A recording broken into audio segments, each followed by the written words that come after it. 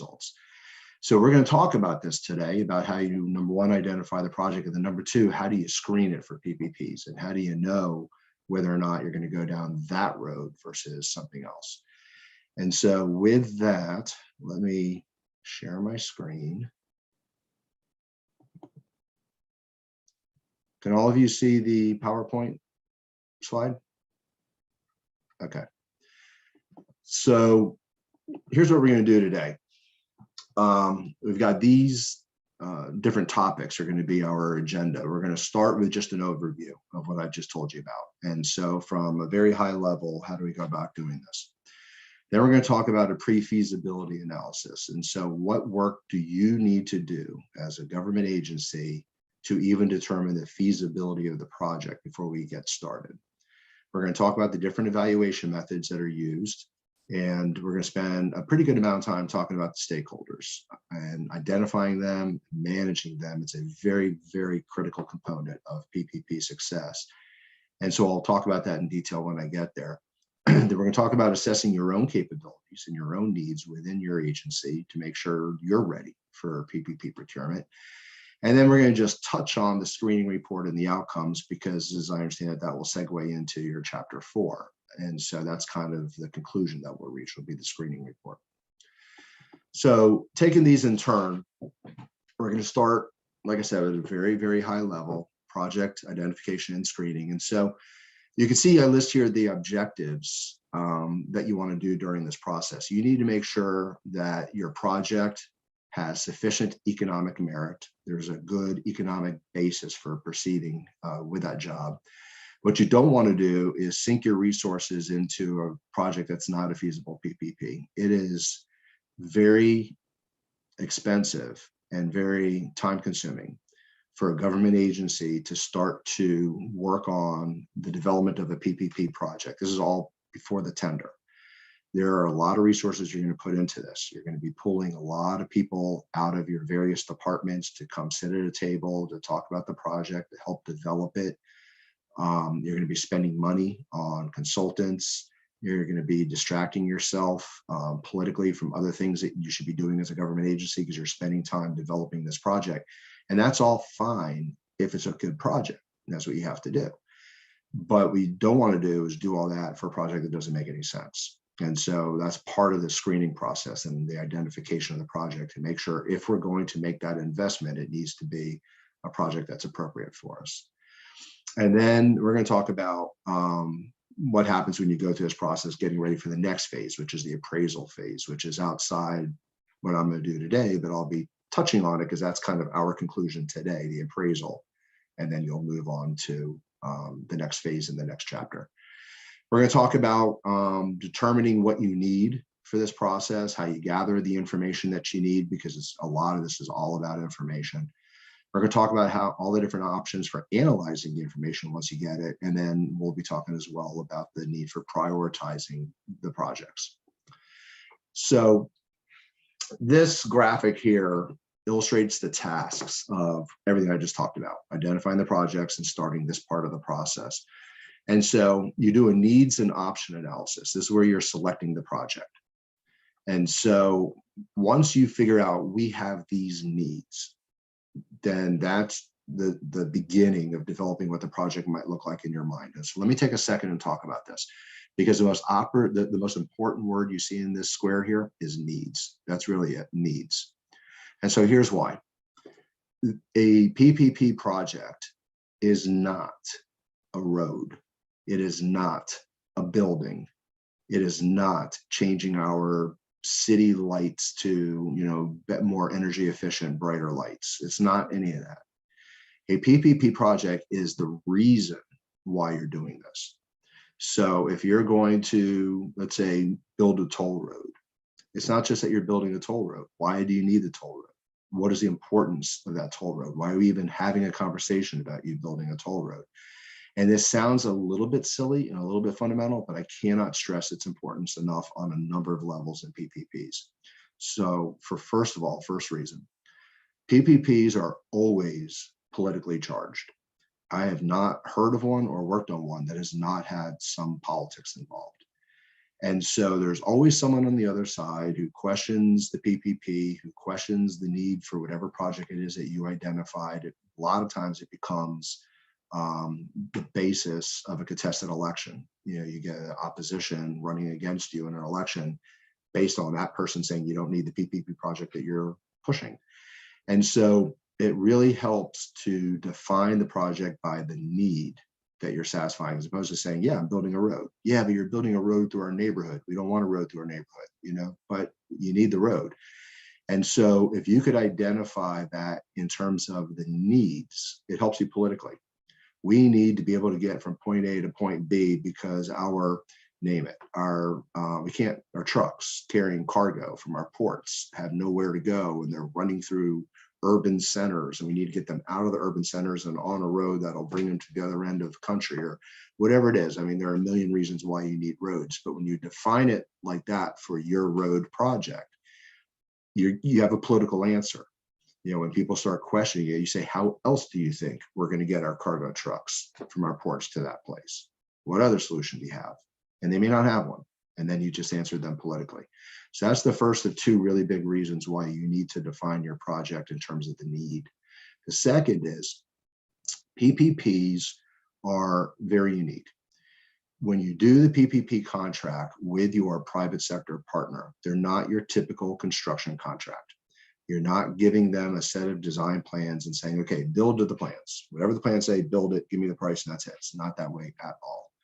The private sector partner is going to work with you in developing the vision of the project, you know, entirely from scratch. And so part of it in terms of defining this in terms of needs is communicating to your private partner what it is you're trying to accomplish, because that private partner can think outside the box and help you come up with design solutions that you might not have thought of. I'll talk about one a little bit later in this program where you might not have thought about it, but it changes everything. Also, once the contract is signed with that private partner, the private partner will be, I think you know by now, will be designing it, building it, financing it, operating it, and maintaining it. If that's how you do it. That's a traditional PPP. You can take some of those components out if you want, but the traditional is design, build, finance, operate, maintain. And so if your private partner is going to design it and is going to operate and maintain it, they need to do that to your standards, not theirs. They need to do that to the level of performance that you require, not them. And so it's easier in your contracts to say you, Mr. or Mrs. Private Partner, must perform to this level if you know what your needs are. So for instance, if one of the needs is our energy costs are way too high and we need our energy costs to come down 30%. And this new facility is going to be energy efficient. It's going to reduce our energy costs by 30%. You're going to write that in your contract. Energy costs must come down by 30%. Very objective, very measurable. And if they don't come down by 30%, you don't pay your private partner. They get punished financially under the contract. So if you're defining at this stage of the project in terms of needs, instead of just we're building a road, we're building a building, you're already A, addressing it politically, and B, starting to think about the next phase when you have to start establishing what your performance criteria will be from your private partner. So it's very, very important that at this stage, you're not just selecting a project because you want a building here. You're selecting a project because you have a need that needs to be satisfied. Once you do that, you need to scope the project. Okay, we need a road. Where's it going to be? How big is it going to be? How many lanes wide? How far is it going to run? You need to start to identify what it'll start to look like to satisfy the needs you identified, and you'll start collecting information. And we're going to talk about that in more detail in just a minute. As you start to get a picture now of what the project scope looks like, and you're collecting the information you need to assess, now you're going to analyze it. And so here you're going to be doing your preliminary economic feasibility. Does this project make financial sense for us to continue to pursue? Remember, this is all early stage, way before a tender. So then you go through this and you say, you know what, it does make sense. You know, we'll make this road a toll road. We'll generate revenue from the tolls, and it'll accomplish the needs we identified here. So economically, it all makes sense. So then the next question is, okay, well, that's great. Is it good for PPP? Or should it be procured in a different way? And if we do PPP, Are we going to be able to afford it? Because a lot of government agencies that I've spoken to are surprised still that PPP is not free money. The private sector is going to pay for the project, but that doesn't mean then you're done. I mean, you got to pay them back. And so it's not free money. And the developer is going to want a return for their investment and for their risks. And so you want to make sure that PPP is appropriate, and then whatever it is that you're going to have to pay over the life of this project, we'll talk about the life of the project in a minute, is it affordable to you? And so is this the model we're going to do? Or are we going to say, no, this project does have economic feasibility, but it's not a PPP candidate, in which case you'll just go down a different procurement path. Once you figure, okay, yeah, it's PPP, then you need to put together a project management plan. And this is your internal plan to figure out how you're going to staff it, how you're going to move it forward, what, some of the politics involved, who the stakeholders are, this kind of thing. What is the plan for making the project happen? And then once you're pretty comfortable you have that, then you get to the next stage, the appraisal report, which is where chapter 4 of this program will come in. So this is kind of the timeline, if you will, of what we're going to talk about here today and your mental processes that you're going to go through. So screening with the pre-feasibility analysis, there are 5 things that you're going to consider at the very early stage of the project as you try to figure out whether or not this project makes sense. And so we're not even at a PPP analysis level. We're talking about the project itself, whether it makes sense. And so you have technical, financial, legal, environmental, and commercial structure. These are your 5 components that you're going to consider. The first is the technical. And the technical analysis that you do is really the project itself, if you will.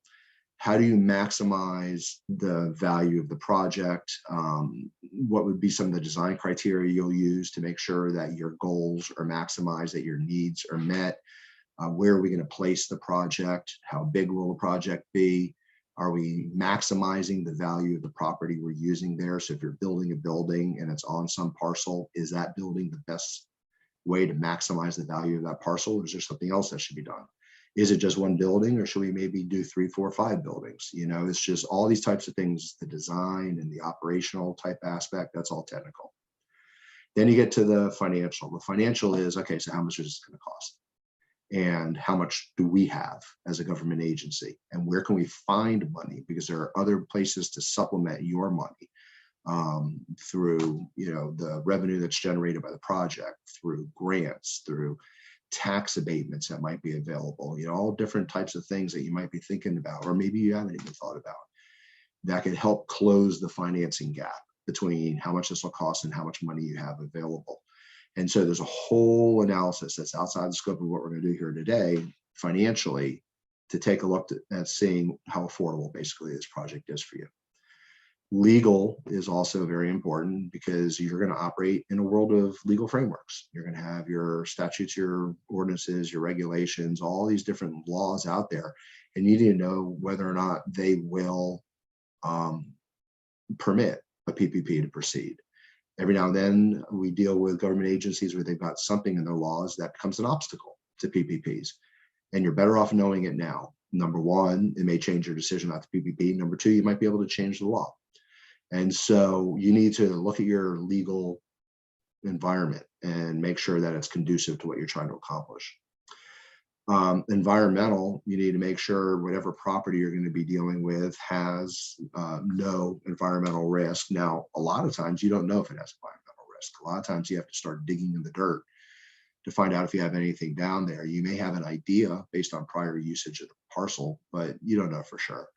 And so you want to think about, well, how are we going to find this out?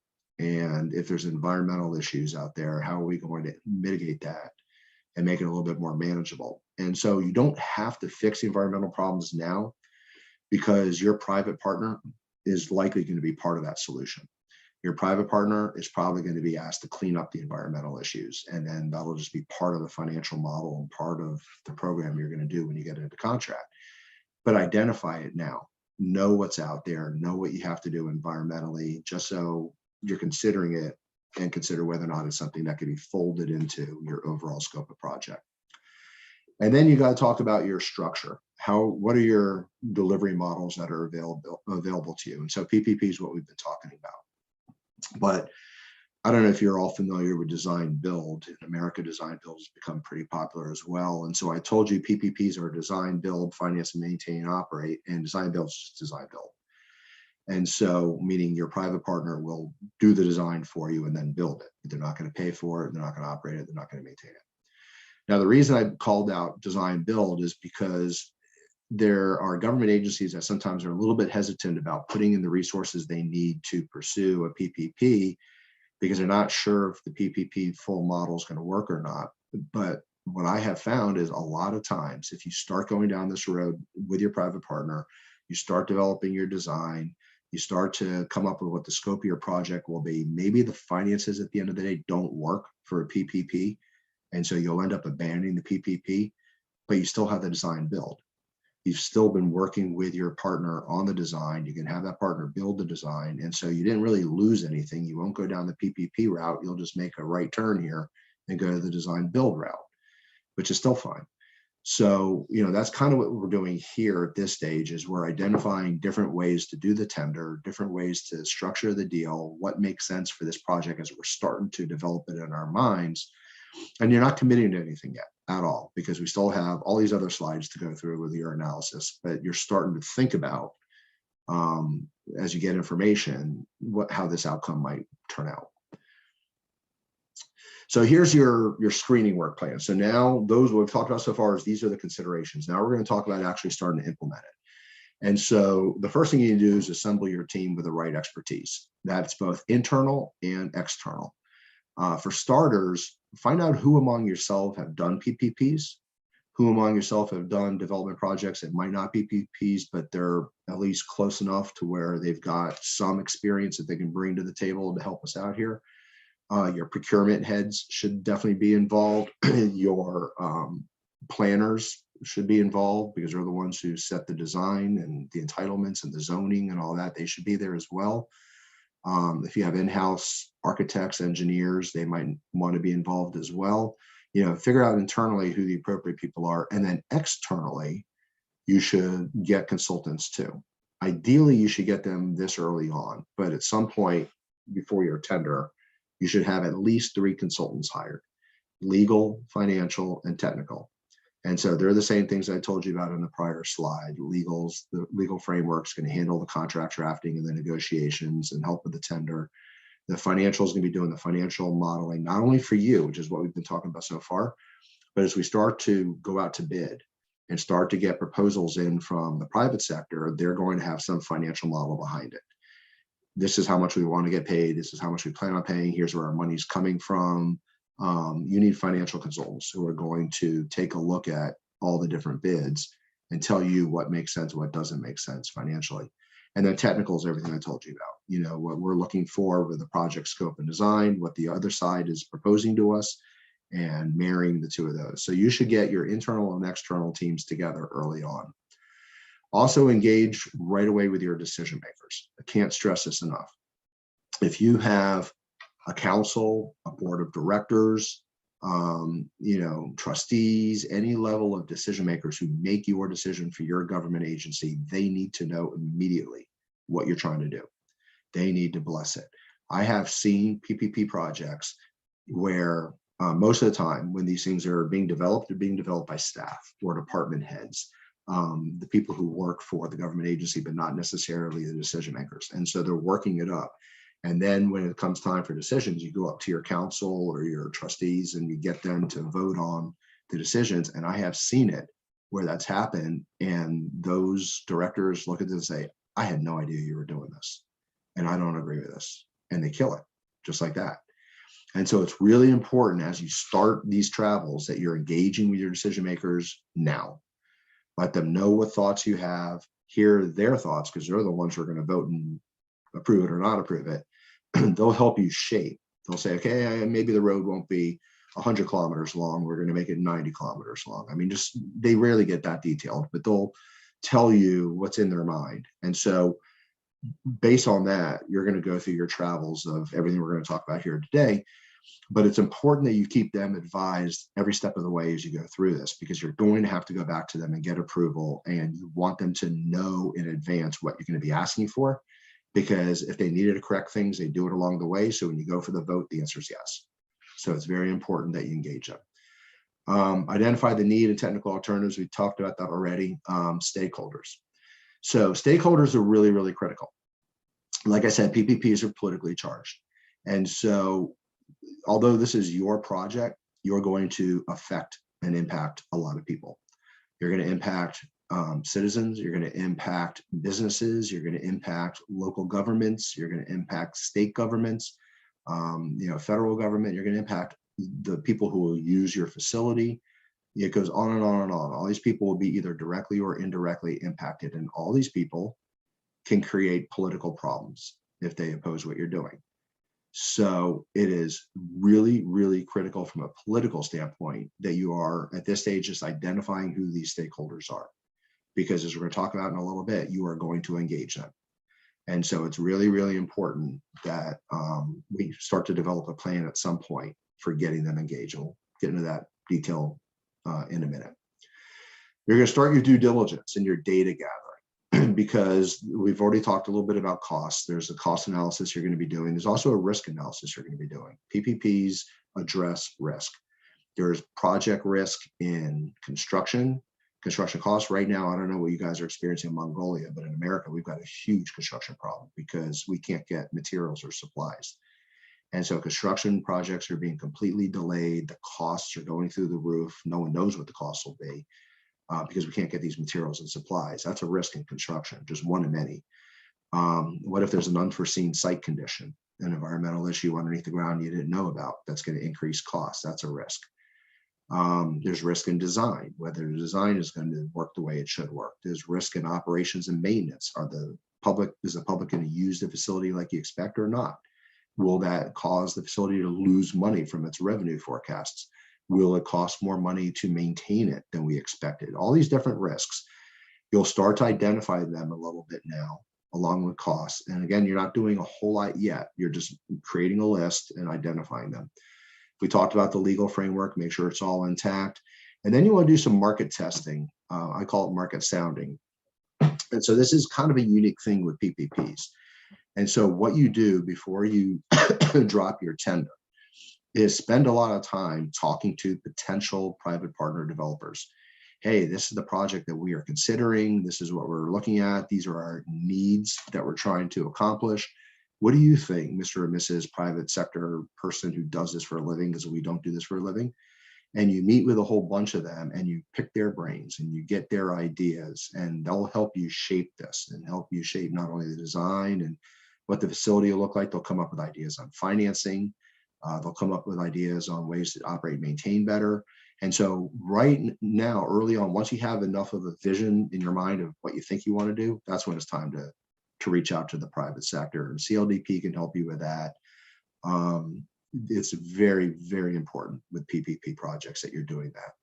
And then you screen your options. You do your analysis and you screen it and you come up with your decisions. So government focus, as we start this process, what is it that you have to do? What this slide does now, let me stress, is not really project specific. This isn't, I'm going to build that road and this is what I need to do for the road. What this really is what you as a government agency should be doing before you even start to identify specific projects. How can you get yourself ready to do the analysis that we're talking about now, not for this project, but for all projects that your government agency may consider? Have a foundation so your government agency has the process in place to consider all projects. And so there are three things here that we've identified. First, you need people, you need your staff, and you need to make sure that they're all qualified for their various roles in doing the kind of analysis that we're going to be talking about in this presentation. So some of them already have that experience, like I mentioned earlier, others don't, so train them, get them educated, get them familiar with this type of a process, and get them understanding how to do the evaluation we're talking about here today. And a lot of governmental agencies will create new governmental units within their agencies to do this. A lot of governments, federal governments have PPP authorities at different levels, at the federal level, at the state or provincial level, at the local level, will all have PPP authorities because they're staffed with the people who are ready to do the kind of things that we're talking about here today. Second, in addition to people, it's information. And so you need to develop databases that collect a lot of information. And so the slide that we have here talks about cost information, because that's really the stage of the process we're in now, is the economic feasibility. And so you want a database that will collect costs on construction projects in Mongolia.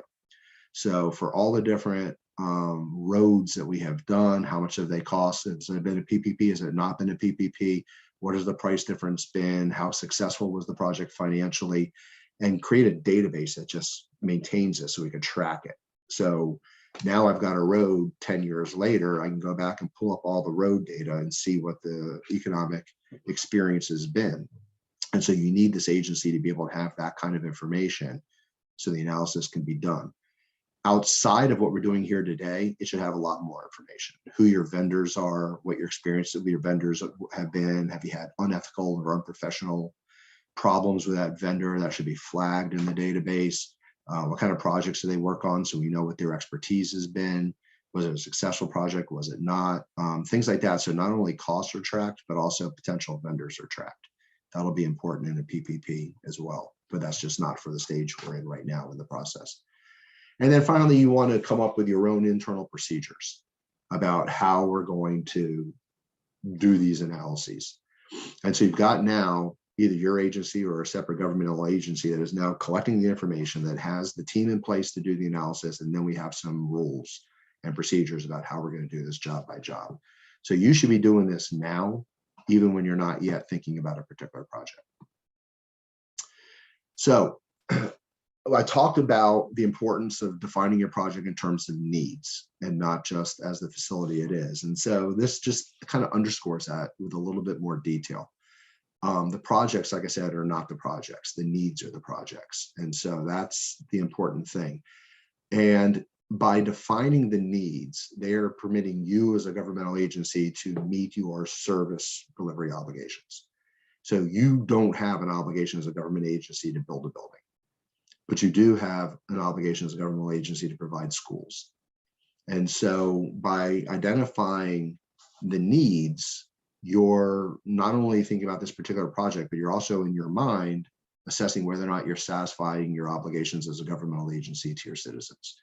And you may find, you know what, we need more schools. We're not satisfying our obligation to really educate. And so maybe your project becomes multiple schools instead of just one. We talked about the problem you're trying to solve. I'm just looking through this to see if there's anything I still need to talk about. These last bullet points are all talking about your thought process as you identify the needs. And the last bullet point says that, you know, the list of all these projects is what's called a pipeline. It's also called a capital improvement plan. And this is kind of important because if you start to think through needs, you may find that your PPP project is bigger than just one project. You may find you have the ability to package a number of roads together into one PPP procurement. You may find you could build multiple schools in one PPP procurement. And so you look at all your different needs, and it doesn't even have to be just all schools. It could be schools and I need some utilities done. And so your developer could build schools and improve your underground utilities as part of one project. By identifying all your different needs and having your pipeline in place like this, as you figure out what your project looks like, you kind of review your list of needs. And you might say, for instance, the utilities. Yeah, I need the school, but the utilities in that area are really bad. The sewage is really bad. The water delivery is really bad. And so as long as we're going to be doing some construction there, why don't we see if there's a developer who build our schools and upgrade our sewer facilities and upgrade our water facilities? And a lot of times they will. You know, you charge for water, or most governmental agencies charge for water, and there's money that can be generated by charging for water. And so a private developer may say, yeah, sure, I'll upgrade your underground water lines and we'll increase the cost of the water a little bit so I can get paid for some of that back, and we'll build your school. And now you solve two needs on one procurement. And this is typical. This happens quite a bit. And so by identifying your needs and listing them in a pipeline, you could look at this and you can see what your needs are and see where there's some synergies to maybe package a few of them together and then create a bigger PPP for yourself. Now you have to prioritize. So now we're getting excited. All right. We all heard lead talk, and there's a lot of excitement here because we have all these needs, and we have developers who are going to do our needs for us. And yeah, that's great stuff. But now you need to prioritize. Now we need to get real about it because you only have so much money. And so you can't go out and do all of this together, at one time. So you got to figure out what you can afford now. You could do projects in phases. I've got one I'm working on right now that's a 4-phase project because the governmental agency couldn't afford it all at once. So you phase it. So you figure out, what you can afford and what needs to be built first. Also, the capability of your own resources. In addition to your money, you have people. And I mentioned earlier, it is very time consuming of the government to be developing a PPP project. There are a lot of meetings. I've got one PPP project right now where for the longest time, we've been meeting once a week for 2 hours at a time, just to talk about where we are in the process and what needs to be done. And just Monday, we meet on Mondays, just Monday, we decided that wasn't enough, and we added a second 2-hour block on Thursdays. So now twice a week, we're meeting for 2 hours a pop just to talk about the project because there's so much going on. And all the government agency people are in these meetings, and they're being pulled out of their rest of their jobs. So you have to not only think about the money, but think about the investment from a time standpoint of your people and how much can we really bite off. Is it smaller projects we can't afford? What I'm working on that's a little bit more complicated, or can we jump in and do the whole thing? User payments, and once these PPPs develop, the people who use the facility are going to be paying for it. And so, they could do that in terms of user fees, they could do that in terms of taxes, they could do that in terms of a million different ways, but that needs to be considered as well, because that's not an infinite source of money either. And so an example is I mentioned the utility lines, and that a developer can upgrade your water lines and then just raise the rates a little bit to pay for this. Well, how high can those rates go? And you'll get political pushback if they go too high. So they can only go so high, and that becomes a limitation that needs to be considered here. That's as high as we can get. That's as much as we can do financially. It needs to be considered as a limitation. And yeah, so that's kind of what you're doing here with the prioritization of the projects. Then now we've got projects identified. We know which ones we want. We've got, a wish list that we're developing of our priority projects. And so we go through the different analyses. These are all financial analyses that we're looking at now to try to see which of these projects make financial sense. So cost benefit analysis, value for money, net present value, internal rate of return, and then the cost effectiveness analysis and a multi-criteria analysis. These are all different tools that are used. They're not often used together. A couple of them are. The net present value and the IRR are used together, but they're different tools that are considered by your financial consultant primarily to determine whether or not the project is financially feasible. You also, at the same time, and by the way, I'm going to come back to that slide in a minute. At the same time you're doing your financial feasibility, you need to do your technical feasibility. Is the project technically feasible? And so what you're doing here is you have to start to consider what the scope of the project is going to look like. So we have our needs. Now we're going to satisfy our needs. How do we do that in the road? How do we do that in the facility? How do we do that in the service? Whatever it is, that's the subject of this project. So you come up with a detailed description of what the project's going to look like, of the requirements that you have to make sure that it performs at the level that you want it to perform. You're not doing design documents, but you're kind of doing design criteria, criteria by which the project design will ultimately be designed to satisfy. So you're coming up with the requirements to maximize the value of the project and to maximize the value of the assets you're putting in, land, whatever it might be, to make the project happen. And so this is what your technical consultant is doing. And so as part of that, they're considering the physical conditions that are out there, how big the building should be, how it should be oriented, where within your jurisdiction are you going to locate it, who's going to use it. Is this for just locals, or do we hope that everybody in Mongolia is going to come visit it? I mean, whatever it is, you need to start to develop this stuff so you can see what the overall scope of the project is going to end up being.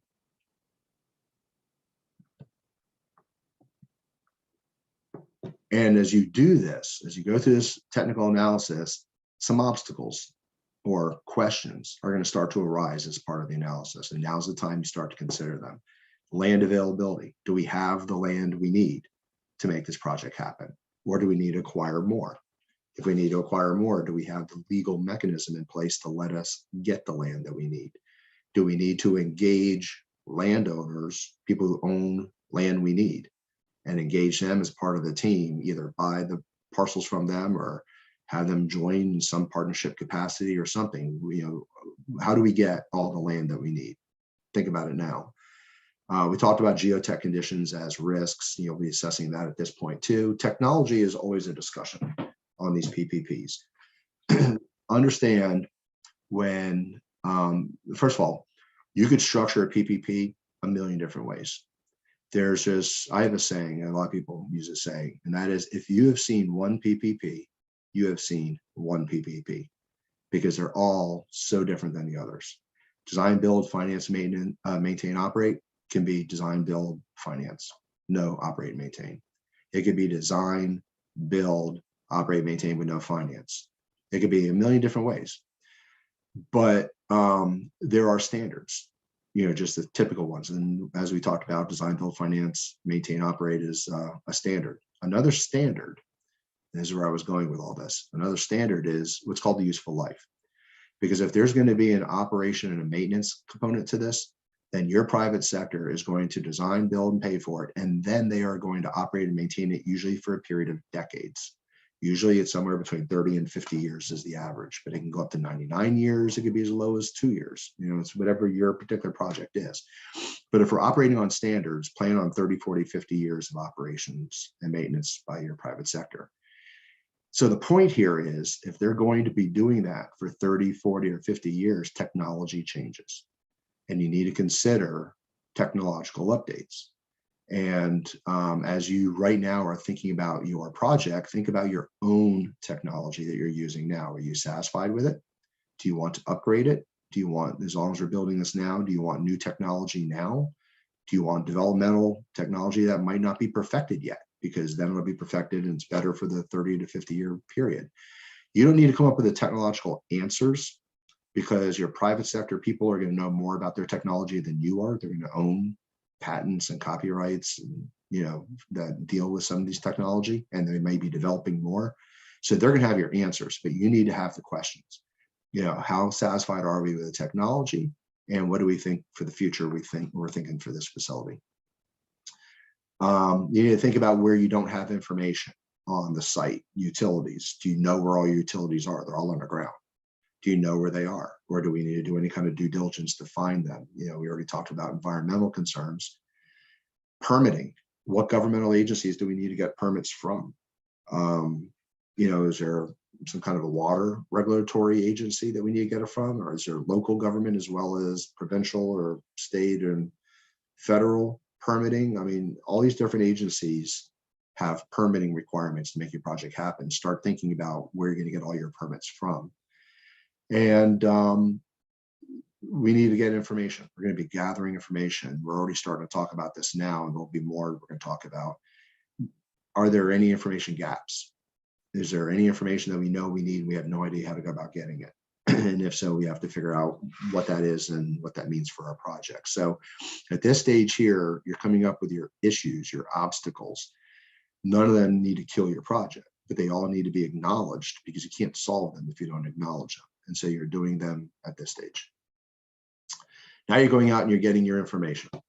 So we've identified what we need to make the project work. We've identified the technical vision for the project. We've identified some of these issues. Now we need to go out and we need to get the data. And so cost estimates, for sure. You want to be able to have an idea about how much this project should cost, because when you go to tender, the private sector is going to give you their bids and they're going to tell you what they're charging, and you need to already have an idea of how much this should cost in the first place. The construction term, how quickly must it be built? What should the construction schedule look like? And, what time period we're looking at, because that's something you're going to talk about with your bidders as well. We already talked about the affected area and population and what the project may mean to them. You need to think about that. When we talked about cost estimate up here with the CapEx, the capital expenditures, it's really construction costs. But you also need to think about the operation and maintenance costs. So if we're going to let a developer operate and maintain for 30, 40, 50 years, how much would it cost you to do that same thing? Because when you get a bid from a developer for them to do the operations and maintenance, you want to compare what they're going to charge you to what you could do it on your own dime. And so you want to have a good understanding of what the operation and maintenance costs would be as well. User fees, and PPP is a hallmark of it, is you get repaid by revenue derived from the project. And so what kind of money can we raise? Is there a way to raise that rate over the course of 30, 40, 50 years? Could we say maybe every, name it, 10 years, the rate goes up? You know, what flexibility is there in our revenue forecasts that can help us fund this project? And, you know, usage forecasts. So in addition to the rates, how many people do we think are going to use this? If it's a toll road, you know, how many cars and trucks do we think are going to use it? And then we apply the rate that we've identified, and that helps you with your revenue forecast. Come up with a timetable for your procurement. A lot of times that timetables is based on election cycles for your decision makers. Because if your decision makers are on board, you don't want to risk some of them getting voted out in the middle of your project. So you want to identify, you know, a procurement schedule that gets this project under contract before a key election cycle where you may lose political support from your decision makers. Are there other contributions and public support that you need? And then we already talked about developer and investor interest with the market sounding and talking to them and make sure that there's interest in your project. So stakeholder engagement. I told you about the importance of engaging with your stakeholders. And so they are internal and external. Inside your organization, you may have stakeholders who don't love what you're doing. A lot of times, I don't know if you have unions in labor unions in Mongolia, but a lot of governments do. And labor unions sometimes are a little bit concerned about PPPs because they look at this as maybe squeezing them out, which isn't entirely true. It requires education. But that's an example of maybe an internal stakeholder that may have an issue for you. Your maintenance people on your maintenance staff may be concerned they're going to lose their job if the private developer is doing the maintenance instead. They're an internal stakeholder that needs to be engaged. So think about the people inside your organization that might be impacted by this project. We've already talked about the external stakeholders and come up with a list of who they are. And then you need to meet with them early, often, transparently. You need to, right from the very beginning, make sure they know what you're doing. Make sure you're listening to them about, you know, what their concerns are, because you can address their concerns. You can change some of your design. You can change some of your operations to address their concerns, and then they're happy and they're no longer adversarial stakeholders. Now they're willing stakeholders. And so throughout the process, you want to engage them. And so there are all these different ways of doing it. It's actually kind of funny because as soon as I am done with this presentation, I am taking off to go do a citizen summit that you see right here for one of my PPPs, where we're getting ready to launch our tender. And so we're having this whole big event at the location of where this facility will be. We're bringing in the media, we're bringing in all the local citizens, we're bringing in developers from around the world, all these people who are interested in the project, and we're doing a whole kind of expo, if you will, to let them see what we're doing and where we are, why we're doing it the way we're doing. And this is all part of the stakeholder engagement. So it's super, super important that you're doing something like that to keep everybody educated. And then once you do it, you don't stop. You continue. Until that contract is signed, you continue. Always let them know where you are with the process, let them know what changes are being made to the project, get their input, listen to them. It's very, very important that we're building consensus with everybody around us at all times, because anybody who's dissatisfied is going to seek to derail your project. So this is a very, very important step. So at this point, you're starting to engage the stakeholders by talking to them about what you're thinking about doing, hearing them out, hearing their concerns, and thinking about how you can solve their concerns.